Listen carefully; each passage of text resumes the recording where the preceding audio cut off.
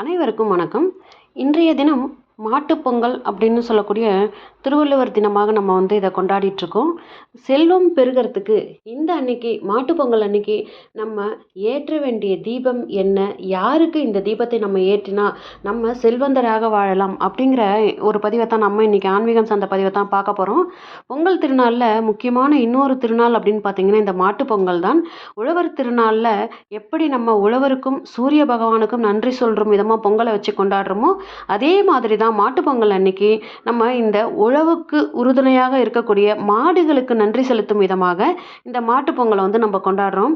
அப்படியான இந்த திருநாளில் நம்ம நந்தி பகவானுடைய முழுமையான அருளை பெற்றால் நிச்சயமாக நம்ம செல்வந்தராக வாழலாம். அது எப்படின்றத பார்க்கலாம் வாங்க.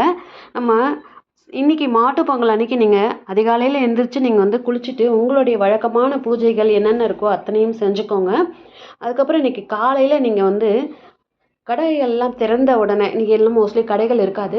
ஸோ பூக்கடைகள்லாம் திறந்த உடனே அருகம்புல் மட்டும் ஒரு கட்டு வாங்கிட்டு வந்துடுங்க.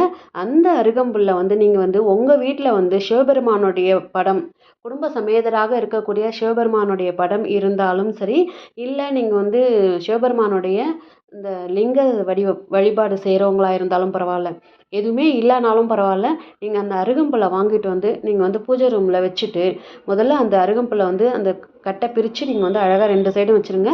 அந்த அருகம்புல்லுக்கு 2 பக்கமும் நீங்கள் பஞ்சமுக தீபம் 5 முக தீபம் ஏற்றிடுங்க.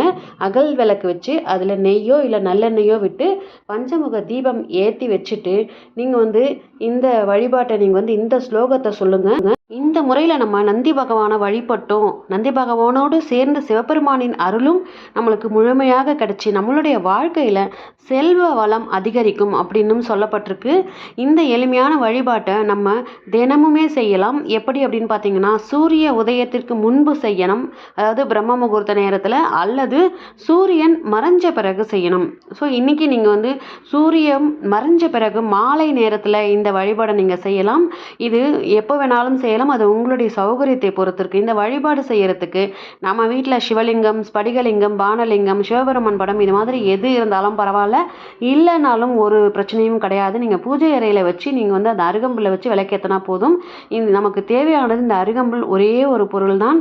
நீங்கள் அதை வச்சு நீங்கள் விளக்கேற்றிட்டு பஞ்சுத்திரி போட்டு இந்த தீபத்தை கிழக்கு முகமாக எரிய விடுங்க. நீங்கள் உட்கார வேண்டியது பார்த்தீங்கன்னா ஒரு மனை போட்டோ அல்லது மேட் போட்டோ உட்காந்துக்கோங்க. வடக்கு பார்த்து அமர்ந்து நீங்கள் சிவபெருமானை நந்தி பகவானையும் மனசார நினச்சிக்கிட்டு உங்களுடைய பணப்பிரச்சனைகள் எல்லாம் தீர்ந்து நீங்கள் செல்வந்தராக வாழணும் அப்படின்னு கேட்டுக்கிட்டு அதோடு சேர்த்து இந்த நந்தி பகவானுடைய மந்திரத்தையும் நீங்கள் சொல்லுங்கள்.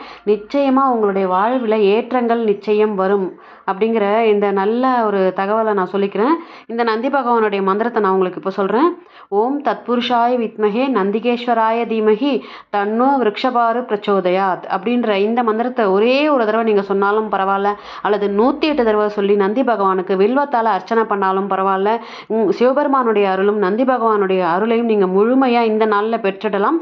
இதன் மூலமாக நம்மளுடைய குடும்பத்தில் வறுமை நீங்கி பணப்பிரச்சனைகள் எல்லாம் நீங்கி நம்ம செல்வந்தராகவும் நிம்மதியாகவும் வாழக்கூடிய ஒரு சூழல் உருவாகும் அப்படின்னு சொல்லப்பட்டிருக்கு. அதனால் இந்த மாட்டுப்பொங்கல் அன்னைக்கு மறக்காமல் நம்ம இந்த ஒரு வழிபாட்டையும் இந்த ஒரு தீபமும் ஏற்றி இந்த மந்திரத்தையும் சொன்னாலே நம்மளுடைய வாழ்க்கையில் நினச்சி பார்க்க முடியாத ஒரு நல்ல ஒரு நிலைமையை நம்ம எட்டலாம் அப்படின்னும் சொல்லப்பட்டிருக்கு. இந்த வழிபாட்டில் நம்பிக்கை இருக்கிறவங்க இந்த பதிவை பார்த்துட்டு நம்பிக்கையோடு அந்த வழிபாட்டை செய்யுங்க. நிச்சயம் நல்ல பலன்கள் கிடைக்கும்.